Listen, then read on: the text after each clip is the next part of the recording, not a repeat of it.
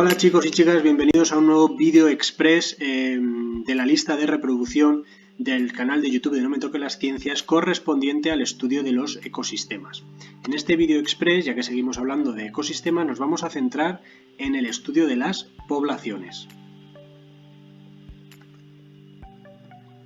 Vamos a empezar el vídeo express definiendo lo que es una población.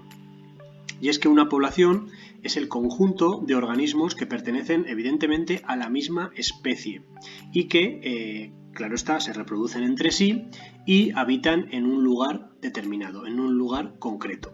Aquí tenemos dos ejemplos muy evidentes de dos poblaciones, como puede ser una colmena de abejas o un banco de atunes. En ambos casos estamos hablando de conjunto de individuos de la misma especie y que están habitando un sitio concreto, todos a la vez. Además hay que decir que cuando los individuos se unen para formar una población, después diferentes poblaciones pueden unirse entre sí para formar un nivel de organización biológica superior, es decir, el de comunidad. Las poblaciones de diferentes especies se unirán entre sí y formarán comunidades, y todas esas comunidades se nos unirán también entre sí para formar finalmente lo que estamos estudiando en estos vídeos express, los ecosistemas. La población nunca es estática, es decir, que la población, el número de individuos de esa especie que vive en ese lugar concreto, va cambiando con el tiempo. Así hay diferentes factores que van a hacer que la población aumente, como por ejemplo la natalidad. Cuanta más natalidad, más individuos podremos incorporar a la población y así la población aumentará. Y también aumentaremos la población mediante la inmigración, es decir, un tipo de migración en la que se incorporan nuevos individuos al lugar. Por el contrario, existen otros dos factores que van a disminuir la población, como son la propia mortalidad y también la emigración, que son aquellos movimientos migratorios en los que los individuos abandonan la población. Pero no solo tenemos que tener en cuenta estos cuatro factores, sino que también hay que valorar, para estudiar el conjunto de la población, la disponibilidad de recursos y la relación con el resto de poblaciones. Esto es, la existencia de recursos, por ejemplo, la luz, la humedad, los nutrientes, van a determinar que una población pueda crecer o no. Y por otra parte, el hecho de que una población se relacione con otra puede afectarle también negativamente, porque pueden surgir relaciones interespecíficas de depredación. Por lo tanto, todos estos factores van a definir claramente que una población vaya cambiando o no en el tiempo. El estudio de todos estos factores, al final, nos ayuda a entender cómo una población va a ir evolucionando en el tiempo. Y todo esto es lo que estudia la dinámica de poblaciones. En los estudios de dinámica de poblaciones, generalmente nos solemos ayudar mediante gráficas, en las que intentamos comparar la cantidad de individuos y su evolución a lo largo del tiempo.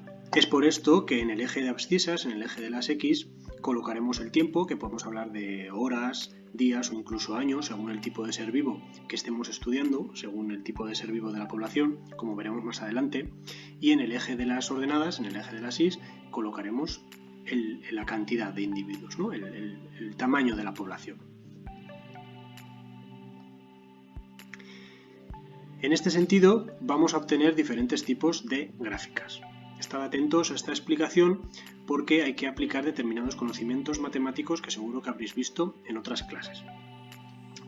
Respecto a la situación ideal, vamos a empezar hablando de la situación ideal, es decir, de qué pasaría en un lugar y cómo crecería esa población si no existieran depredadores, si no existieran relaciones negativas con otros individuos de otras poblaciones y si los recursos fueran ilimitados, es decir, que nunca faltaran alimentos, que nunca faltaran nutrientes, que la cantidad de humedad fuera la justa y necesaria, la cantidad de luz, etcétera, etcétera. Y que además hubiera espacio suficiente para crecer, que nunca hubiera una limitación física, una limitación geográfica. Si se cumplieran todas estas condiciones, estaríamos hablando de una situación ideal, una situación perfecta.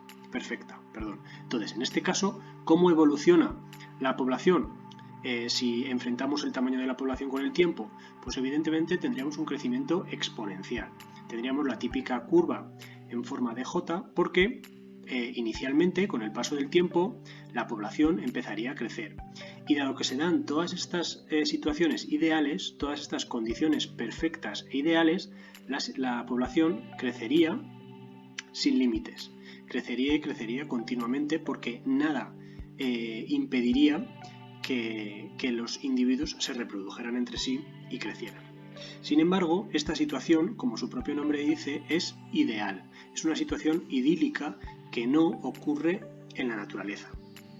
Porque al final siempre va a haber un límite de recursos, siempre va a escasear el agua, siempre van a escasear los nutrientes, la luz, la humedad, etc. Y además el espacio nunca va a ser suficiente. Siempre vamos a tener alguna barrera física que limite el espacio en el que se pueda expandir la población. Y, desgraciadamente, también van a existir depredadores de manera natural. Y no solo depredadores, sino que nosotros tendremos otras relaciones con otras especies diferentes a la nuestra. Por eso esa población nunca va a estar aislada, tal y como os he comentado al principio del vídeo express, en el que las diferentes poblaciones se unen entre sí para formar la comunidad. Por lo tanto, sí que vamos a tener depredadores en la situación real, entre otros tipos de relación. En estos casos en los que se producen estas circunstancias, que son las situaciones verdaderas que se dan en el medio salvaje, en el medio real, no vamos a obtener ya una curva exponencial, sino que esta curva en forma de J se nos va a transformar en una curva en forma de S, manteniendo el tiempo en el eje de las X y el tamaño de la población en el eje de las Y.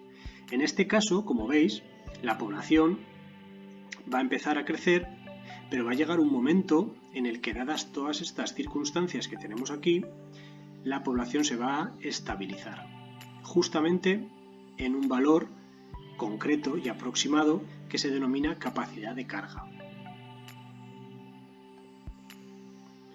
Si observamos más a fondo esta gráfica, que es la que he explicado anteriormente y que es la que se produce en las situaciones reales, podemos decir que lo que ocurre es que las poblaciones se autorregulan a sí mismas, es decir, que aunque empiecen a crecer y dándose las situaciones reales de la naturaleza, aunque empiecen a crecer, llega un momento en el que se autorregulan y se estabilizan. Esto ocurre siempre que el medio sea estable, es decir, que siempre que se mantengan las características que hemos dicho anteriormente. En ese caso, la población no crecerá exageradamente, sino que llegará un momento en el que se estabilizará, frenará y se mantendrá en ese valor concreto de población. Si nos fijamos en este tipo de gráficas podemos encontrar 4 fases. En la primera de ellas es la que se denomina periodo de asentamiento. La especie empieza a colonizar ese lugar, es una especie que llega nueva a un determinado lugar y que empieza a encontrar las condiciones adecuadas para poder reproducirse. El hecho de que se reproduzca hace que el número de individuos de la población empiece a aumentar. Así llegamos a un momento representado por esta zona de aquí, por el número 2, en el que se produce una fase de crecimiento exponencial, que es lo que hemos dicho anteriormente. Es una curva en forma de J porque el medio no pone barreras, es decir, que tenemos recursos suficientes para que la reproducción se pueda dar y la población empiece a crecer, a crecer, a crecer, a crecer, a crecer. ¿Hasta cuándo? Hasta que existe lo que se denomina una resistencia ambiental, es decir, que hay una serie de conjunto de factores, bien sean bióticos, es decir, debido a algunos seres vivos, o bien sean abióticos, es decir, debido a características físicas y químicas del ambiente, que lo que hacen es limitar el crecimiento de la población. Y entonces ya no se reproduce tanto, y llega un momento en el que se estabiliza. Ese valor en el que se estabiliza la población, que tendrá un valor, un número de individuos concreto, es lo que se denomina la capacidad de sostenimiento o el límite de carga. Por eso se representa con la letra K, correspondiente a carga. Este límite de carga, esta capacidad de sostenimiento, lo que hace es que la curva ya deje de ser exponencial y se nos convierta en una curva en forma de S. A partir de aquí, el número de individuos se empezará a estabilizar y llegaremos al punto 4 en el que poco a poco, si el medio es estable, si todas las características del medio son estables, hablaremos entonces de un crecimiento estacionario y en equilibrio, es decir, que la población se ha estacionado, se mantiene en unos niveles aproximados. Todos los seres que nacen se contrarrestan con los que van muriendo y entonces tenemos un valor de población más o menos perpetuo en el tiempo, más o menos estacionario en el tiempo.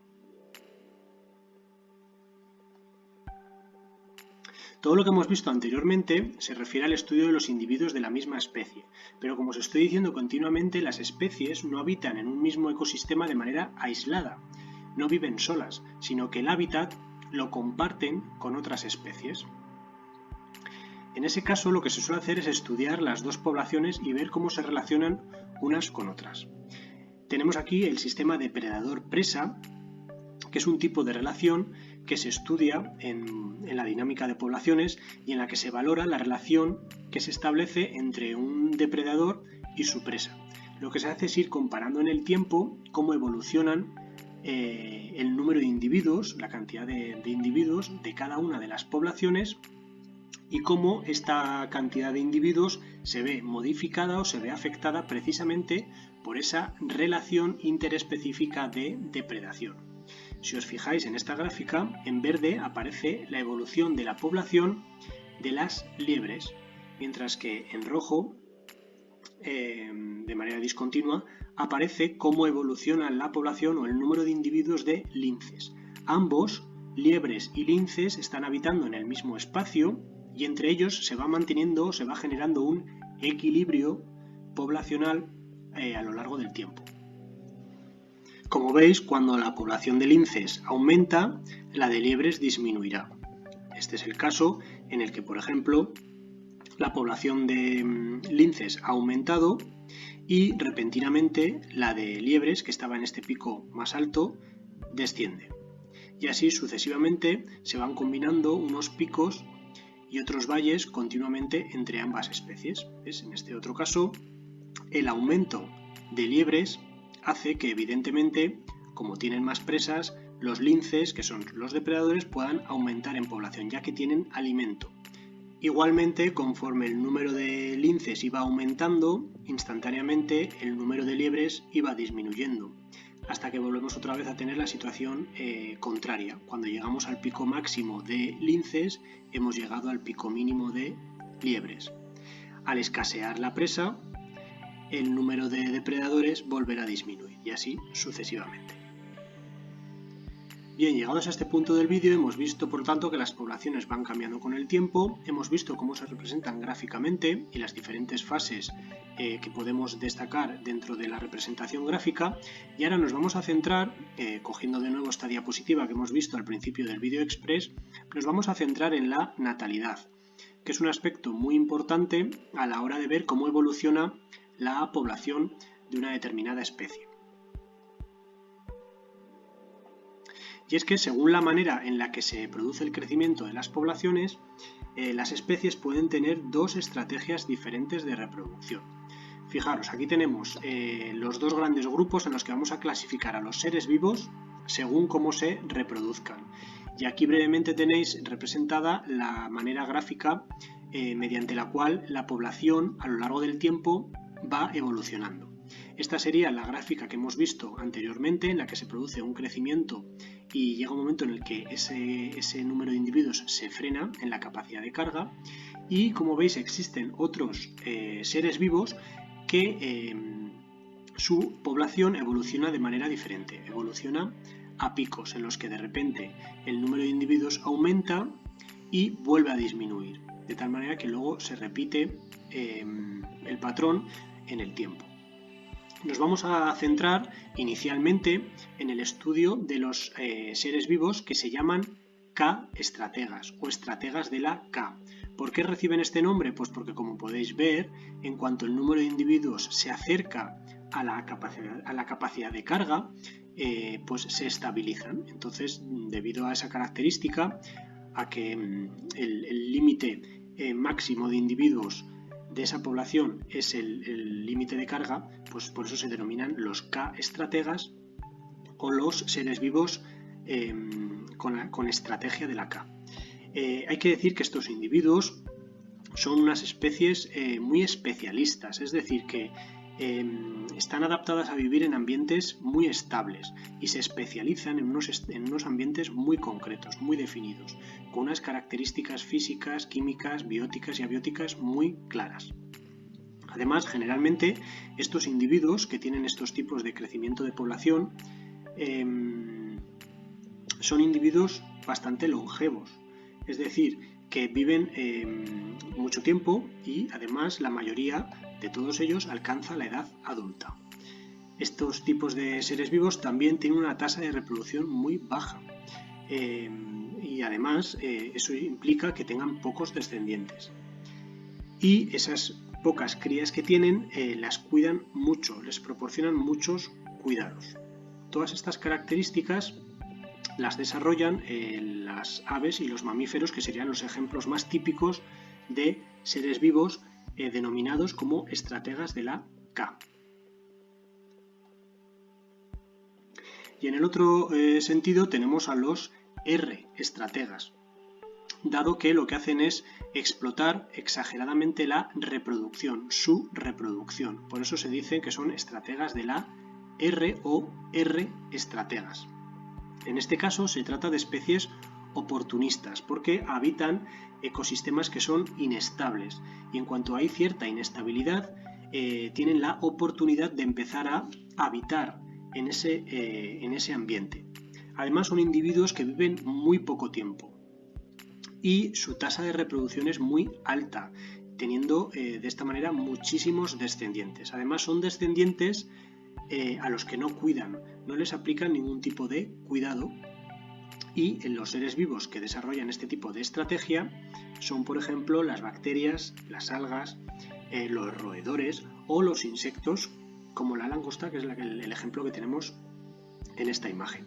Si os fijáis, en este caso el número de individuos asciende, tiene este crecimiento exponencial, pero evidentemente llega un momento en el que el espacio es limitado, los recursos son limitados, es decir, nos estamos acercando al límite de la K, y en ese momento todos los individuos que hay no pueden sobrevivir y se produce un gran descenso poblacional, hasta que de repente vuelven otra vez a aumentar porque los recursos se han renovado y pueden otra vez disponer de ellos. Pero esto se replica continuamente en el tiempo.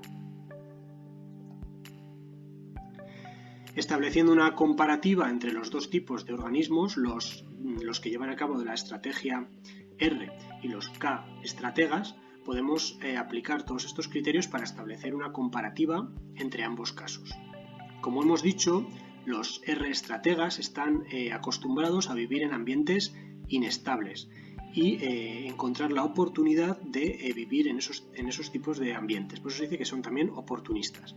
Mientras que los K estrategas están habituados a vivir en ambientes más estables, sin grandes cambios. Respecto al número de crías, los R estrategas tienen muchas, como en el ejemplo de la imagen que tenemos aquí. Los ratones, los roedores son un claro ejemplo de seres vivos que desarrollan la estrategia de la R. Y por eso sus camadas, su número de crías suele ser bastante elevado. Mientras que, por el contrario, los K estrategas tienen pocas crías, como es el caso del ser humano. El cuidado parental también es una característica muy distinta entre ambos casos. Mientras que los R estrategas no tienen ningún tipo de cuidado parental, o lo tienen muy escaso, en el caso de los seres vivos de la estrategia K sí que desarrollan un cuidado parental muy intenso. Como hemos dicho anteriormente, la longevidad de los R estrategas es muy baja, viven muy poco a lo largo del tiempo, mientras que los K estrategas viven mucho más. Es por esto, dado que viven mucho más tiempo, que su reproducción se produce más tarde en el tiempo, generalmente cuando ya son adultos o incluso en etapas juveniles, mientras que la reproducción en los R estrategas es una reproducción muy temprana. El tamaño corporal también es una clara diferencia entre ambos tipos de seres vivos. Los R estrategas generalmente, prácticamente siempre, tienen un tamaño corporal muy pequeño. Daros cuenta que su reproducción es muy temprana, por lo tanto no dan tiempo a que crezcan, y además, como viven tan poco tiempo y su longevidad es tan baja, apenas da tiempo a que la biomasa de su estructura pueda desarrollarse exageradamente. Es por esto que su tamaño corporal es pequeño, mientras que los K estrategas pueden desarrollar tamaños corporales muchísimo más grandes, como así ocurre con la mayoría de los mamíferos. Y por último, el tamaño poblacional en el caso de los R estrategas es muy variable, como podemos ver en esta gráfica. Concretamente la línea de color azul, que es la correspondiente a los R estrategas, veis que la variabilidad poblacional va cambiando continuamente, mientras que en el caso de los K estrategas llegamos a un tamaño poblacional estable. Si nos fijamos concretamente en la característica referida a la longevidad, también existen gráficas, que son las que denominamos curvas de supervivencia, en las que se compara muy bien la longevidad de los R estrategas con la de los K estrategas.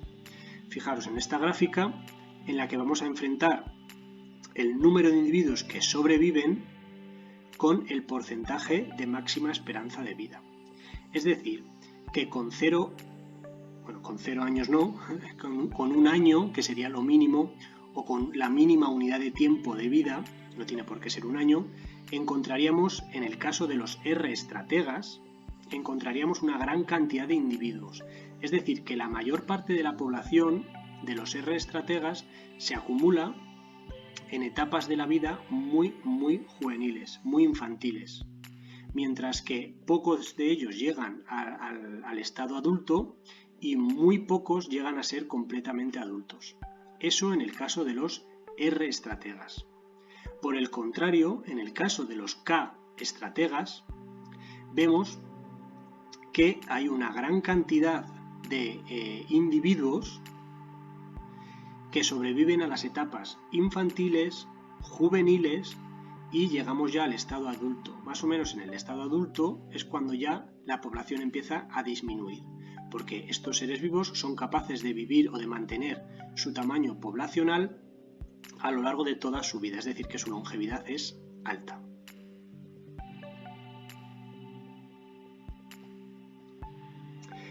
Y hasta aquí las características más significativas y más importantes a la hora de estudiar la población.